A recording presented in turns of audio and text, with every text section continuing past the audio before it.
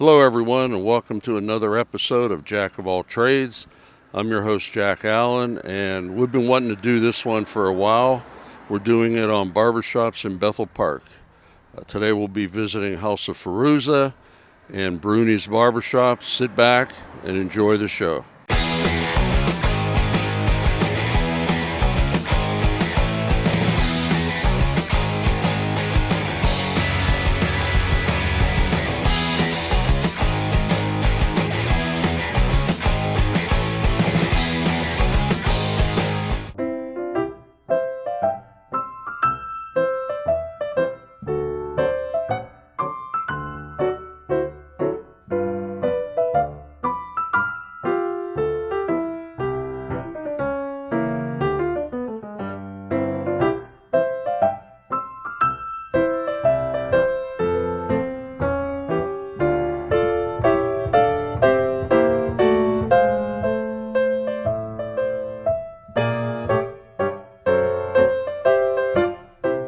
Our first stop today is Bruni's Barbershop, and it's located on the corner of Park Avenue and South Park Road.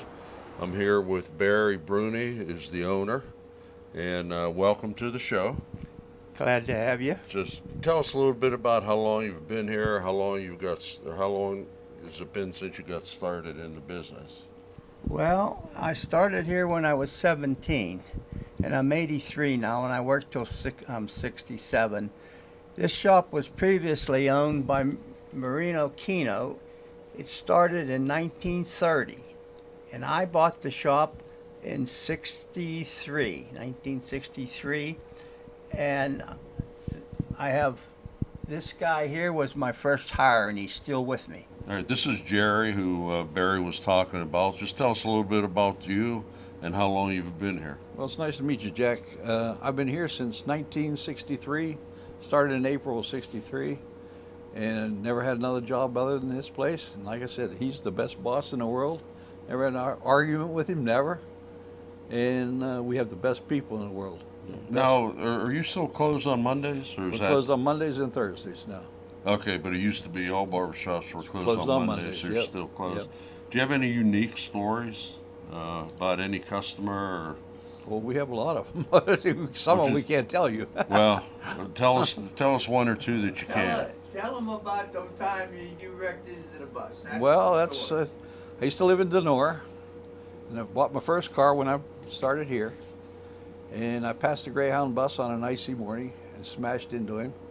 And I had to ride that same Greyhound bus back to work every day here. And did the driver keep reminding you that all the people on the bus too? Here's the guy that wrecked into us. that's what you call mass transit? But we have a lot of. I've been doing fourth generation already. We have a lot of characters that come in here, but they're all good people. Yeah. There's a lot of Coverdale people that take the shirt off your back. Yeah, well, that's what it is when you have a hometown barbershop. It's really nice. That's Jerry. Jerry been with me 50 years, and I have another fellow, and right now we just started appointments only, and they're working pretty good after the pandemic. Yeah.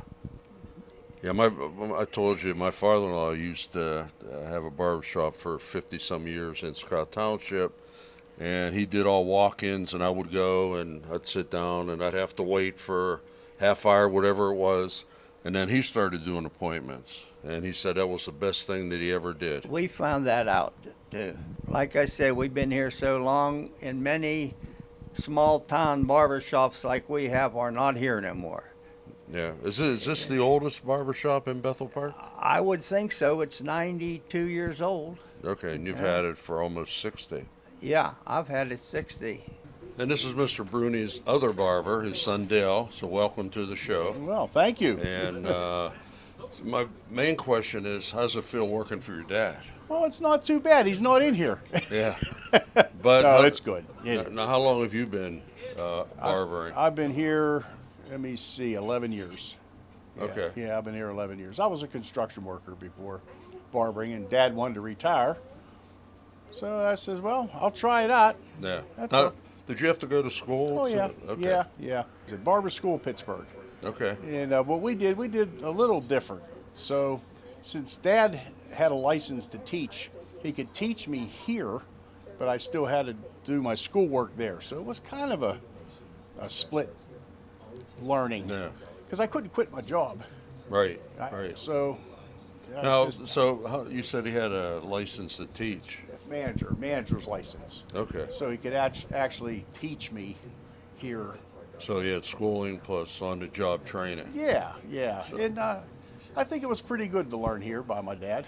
You know, and then at school they would just have me come in once in a while and make sure that I was learning. Yeah. So that's pretty much how I went through it. And Worked so out how good. so how was the career change? Is it definitely worth it? Or, Different. well, different from construction, Yeah, sure. Yeah. It was worth it. Just what I had in mind is if I didn't like it, I could always go back. Right. You don't forget what Right. you did for 35 years. So Right. just the way it worked out. And he was happy to retire, so that's good. I guess he retired about 70. Yeah. So this is going to be yours, all yours someday. Well, I hope so. We'll have to see. Yeah. Now, how has things changed in the last 11 years, or has it changed? I mean, the Oh. styles change, and Well, the biggest change was COVID. Too many people working from home. They don't have to get cleaned up Yeah. to come to work. well, plus how long were you closed too? I mean, I went months without getting a haircut because everyone was Almost closed. 3 months. Almost Yeah. 3 months. They closed us up mid-March, and we were able to open up first or second week in June. I guess they deemed us necessary, so Yeah. and then we were allowed to open, but under special rules, you know, with six feet. Right. And that's right. when we went to appointments. We couldn't have people sitting in here, so that's the first time we did appointments ever, Yeah. and it worked out pretty good actually. Yeah, I mean, it seems like it because you know people just sitting here waiting for 45 minutes or an hour or whatever. It's got its good size and bad size. The old guys like to come in, talk to everybody. And they probably still do. Well, they do. Yeah. But the appointment thing, what I think of it is it's more convenient for the customer. They get to pick the time. Right. And you still do walk-ins though, just in case. No. You know what? We go by appointment. If Okay. somebody, what I tell everybody is, if there's no cars in the parking lot, and we have a space, we can take you. But we Sure. certainly won't push somebody that made an No, appointment no. aside. Right. And it's worked out very well. It has. Yeah. You know, that's like chainsaws. I don't want to ever switch chainsaws because I got so many chains for the one. Thank you, Bob. Who the heck has time to Really? Say goodbye to the camera. All right. See you, Bob. Thank you. Well, I mean, this looks like the typical American barber shop. This is where guys come in and shoot the bull and still hang around after a haircut and Yeah. talk to you. Yeah, I mean, it's not like the salons now that you go in. They may know you, but you're in and out, and not a whole lot of conversation. We probably know 95% of the guys' names, so it's very personal. Yeah, and you probably over the years have learned from them a lot about Bethel Park, and you told them a lot about Bethel Park. Absolutely.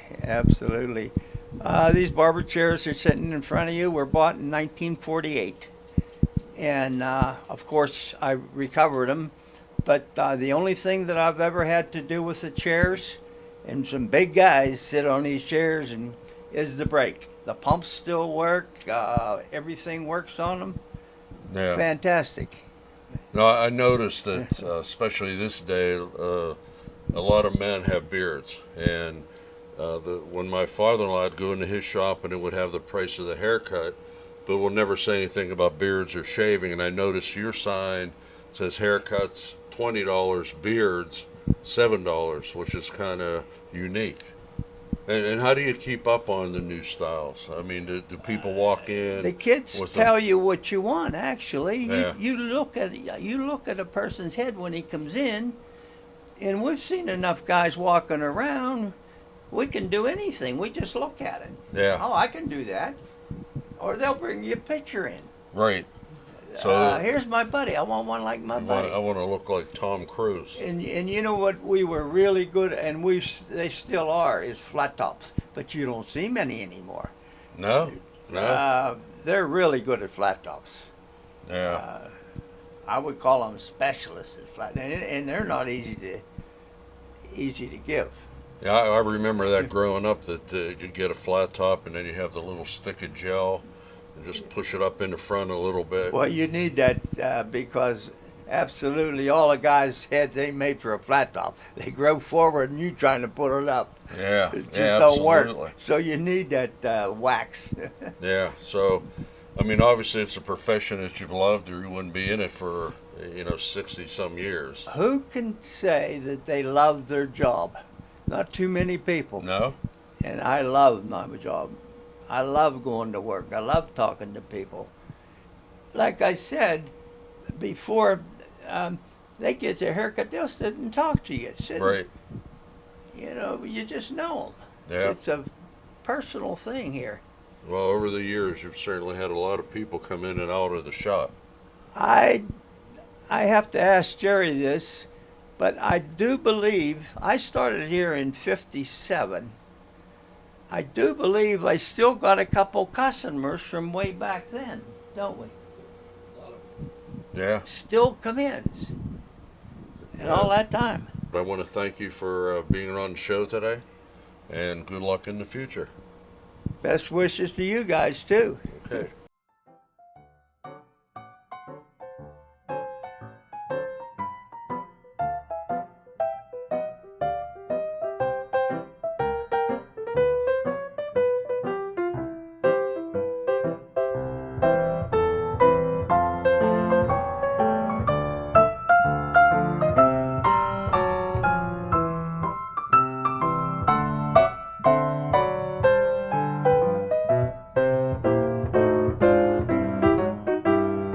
Our second stop today is House of Feruza, and I'm here with Sam Rao. He's the owner, and welcome to the show. Thank you. Pleasure to be here. We're doing a show on barbershops in Bethel Park. It seems like it's a lost art, and you find salons everywhere, but it's tough to find a barbershop. So, Definitely a lost art. And So- it's very hard finding barbers, and the education, kind of just melted away, and it was slowly coming back. Okay. Thank God. well, tell us a little bit about you, and then we'll talk about the shop. Yeah. So I started barbering when I was in high school, and so it's a family business. This is 4 generations of family business. My great grandfather started this shop 75 years ago. It was actually across the street originally, and Okay. it was called Acres Barbershop. And it became Feruza's Barbershop. It moved over here in 1955. And so it stayed Feruza's Barbershop for a few years, and my great aunt and other members of my family started working in the building. This building was actually it was an insurance office at one time. Okay. We actually have one of our bathrooms it's an all concrete bathroom. We were trying to figure out what it was. It turned out it was a safe. They kept all kind of money in there. People used to come make cash payments for their insurance. No samples? Yeah, apparently not. So somewhere around, I want to say the 60s, the name changed to the House of Feruza, since there was more than one Feruza working in the building. So my last name is Rao, but it's my mother's family, so her maiden Okay. name is Feruza. And so in high school, I started becoming interested in it. I was also a musician, and didn't seem to be my kind of career field. So I decided to call my grandfather, ask him about the business at the behest of I think my parents actually were like, oh, you should check out the family business. And I had worked in here as a kid, brooming up hair and that sort of thing. And I'll never forget, my grandfather was like, just totally surprised that I called, and because nobody in the family really was interested in barbering. And so after I started, I really took to it. And geez, that was almost 15 years ago. So you've been operating here for 15 years for yourself? Yeah, probably. I started my training. I'm gonna say end of my junior year of high school. So Okay. almost 15 years. Yeah. So. And how do you train? How do you get into this field? So there's two paths in this career, and it's one of the few careers that still has an apprenticeship. Okay, so you can apprentice. I apprenticed for almost 2 years, but it's basically as fast as you can get 1,250 hours under supervision. So Okay. some of it's book work. It's not a full course in anatomy, but it's muscle groups and that sort of thing. And after you pass on to that, then you start working into supervised work on clients. You observe for a little while. You take a client here and there. Now you can also go to school. Okay. There's Barber School of Pittsburgh. I think it's the only one left, and that's a similar course. They have a very structured classroom schedule, whereas if you do an apprenticeship, it's a little bit more loose. You know what I mean? Sure. Just kind of teach you what they're doing that day, and you learn about it. So, But either one, you can get a license yeah, to cut hair. yeah, and there's two types of tests. You have to, Corey actually just took his written exam, and then you have to do a practical examination where you have to cut hair, you have to, demonstrate all kind of different techniques. Yeah. Do you do that in front of a board or? You do, yeah. They and they only do it so often. Yeah. I think it's only a couple of months they'll have a board come in. Some of them are former barbers, some of them are state personnel. So it depends who you get. So. Okay, that's interesting. So it's not like when my father-in-law got into it. He cut hair in the Navy. He got out of the Navy and said, "Well, this is fine." So he went to school for a little bit, Yeah. but he had the experience, and he was probably up and going in no time. Yeah, well, the funny thing is, we had a barber here who learned in the Navy as well, Dale Bagley. He worked here for a number of years. He actually apprenticed in this very shop way back when. He went to Florida, made a ton of money down there and retired here. And so I learned a lot of techniques that they taught him in the Navy too. So I had the advantage. Both my grandfather trained me and Dale did as well. And they came up in the era of Roffler, which really redefined barbershops. In fact, the way this barbershop was redesigned in the 70s with these partitions was so that they could get a kind of a semi-private atmosphere. Okay. Because it was where everybody was wearing long hair. The barber was really struggling because nobody's getting flat tops Right. anymore, right? And so they had to find a way for barbers to learn how to cut longer hair. And so they started cutting hair. A Roffler technique uses a straight razor. And Okay. this used to be a franchised shop. They don't do that anymore, unfortunately. But they would come around with their instructors for the technique. It was all owned under one house. They would teach you for a few weeks with models, and then they would leave, and then you would be a Roffler shop. Okay. And so that was the last real redesign of this barbershop that ever happened. And how about the different styles? I mean, like you mentioned flat tops before. I'm sure, and you haven't been in it all that long, but things change all the time. Absolutely. And you got to stay on top of it. Really, when you've mastered the basics, I'm sure any other barbershop that you've talked to so far will probably tell you the same thing. When you master the basics, you can do anything. Absolutely anything. So, and that's the real freedom in it. You feel like you have a skill for life. Yeah. So You know. people can come in with a magazine and say, "This is the type of haircut Happens I all the want." time. And it's like, okay, just Yeah. by looking at it, you can figure out what to do. Yeah. Kids will come in, Google's like all we look at now. They're like, yeah, how about this? And Yeah. we're like, all right, we'll figure it out. Yeah. Yeah. Now, do you do green hair and orange hair also, or? No. We don't color here. Oh, that's good. That's good. That's kind of one of the reasons, because we got we would get a lot of odd requests. And I'll tell you something that's very popular right now is young guys will be getting perms. We don't do the perm, but they will cut it real short on the sides, and it's all permed on top, and everything comes around again, I guess. So. Yeah. So a little bit about the shop. How many employees or how many barbers are here? So typically, we have 3 chairs. Okay. But as I said before, it's very difficult to find more barbers. So we're kind of just sticking with me and a partner, my Corey over there, my associate, just 2 of us, and we do as much as we can. It's we're about a week out and extremely busy. So Okay, appointment only, I take it? yeah, we are appointment only. So that's actually interesting because we went appointment only when literally nobody else was.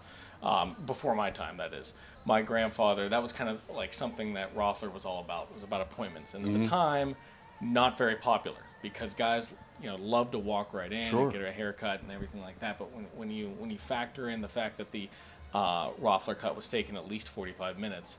It just simply wasn't working out. Guys were sitting on waiting, checking Sure. their watches. If they're the third one in line, it could be 2 hours. Yeah, exactly. And if it's not a Saturday, then all of a sudden your weekday business is gone. Yeah. So. Yeah, one of the kids' dad for my son's ice skating. He's an adult. He still he travels to Europe and stuff to play ball. I think it's officially called ball. Yeah, the oldest one, my cousin. Playing any sports teams over at Penn State? I just play club hockey. Nice. Yeah. Honestly, I think club hockey's Yeah. more fun anyway. It's like the best of both worlds. Right. Playing any video games this summer? I'm not a huge video game guy, if I'm being honest with you. I honestly stick to the sports game, like Madden, Yeah. stuff like that. Oh, that's actually good to hear. One thing you notice when you come into this shop is there's plenty of product to choose from. So, Sam, give us a little idea of what you have to offer. Yeah. So, one thing about there's a product and hair and facial product and shaving products. It's everywhere now. So what we try to do is we don't try to take on Amazon for trying to offer all kind of different products. We want to offer unique products, and it's everything that we use on the back bar. So anything that we use during your service, you can usually find up here. With the exception of recently, it's been kind of hard to get some stuff in, but one of the things that we really try to get, especially young guys, to understand is the shaving process. So when they come in and they get a shave, we educate them a little bit on how to use proper shaving techniques and products. And one of those things is an actual shave soap. And these are made with, actually this company here, this is Sterling. This is made out of Arkansas.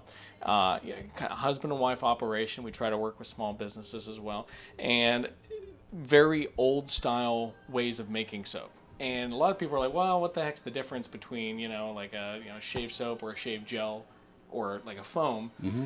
And one of the things is with proper shave soap, you get a good balance of slip and slide and protection for your face. That's why using a brush and a real shave soap is superior.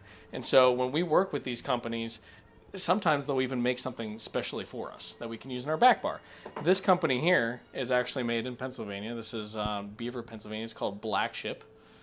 And this one was made in part by input that us and other barbershops have put in. It's called 2 Bits. And it's a they have kind of a pirate theme or a nautical theme going on. And what's so neat is that if you open up and smell it, it's a barber scent, and you can really get the essence of that. Mm-hmm. I just love that. Yeah. But they also make their own aftershaves. So a lot of these are kind of classic scents. This one's called Ramblin' Man, but they have things like Bay Rum and classics. Jack. I remember you pointing out this Pinard, the Clubman. My father-in-law used it forever. Oh yeah, and so many of our customers have, and so when they see it in here, they love it. You have the Jerris. This is the Steffens Bay Rum, and this stuff has been around. I mean, this one, I think this is from 1897 they started their company. So we have some of the old stuff and some of the new stuff to kind of illustrate that for our younger clients. Okay. So you do shaves here then? Yeah, we're full service. So we do shaves, we do facials, and that used to be kind of the essence of a barbershop. You would come in, it was almost like what we call a barber spa now. And having those extra services really, first of all, you treat your clients so they can be in here and relax, but also educate a little bit, because it seems like the education about men's grooming has just gone so far downhill. It's fun to show people a different way how to start their morning or evening whenever you shave. All right, we have a lot to choose from. In fact, I'm going to ask you for a recommendation, and I'm going to take one home and try something different. Sounds good. All right. When you walk through the door here and look at the setup you have, I mean, it looks like you're in Disney World. Yeah. I mean, it's very themed. It is. It really is. So, Sam, I want to thank you for being part of the show. Absolutely. That was an honor. And good luck. Thank you. Thank you.